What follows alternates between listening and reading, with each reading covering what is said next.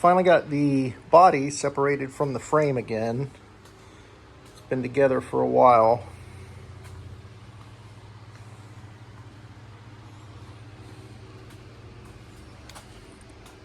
Now, the only thing I have to remove is this so I can fit up the floor pans again.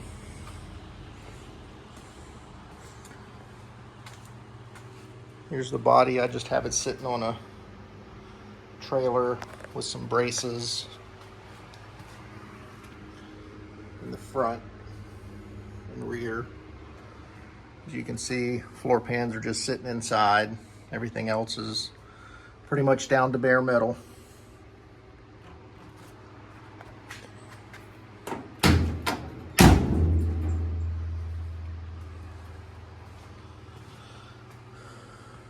This side's got some damage on it. Not sure how much I'm going to work on that. It fits well. I just need to get Swiss cheese cleaned up.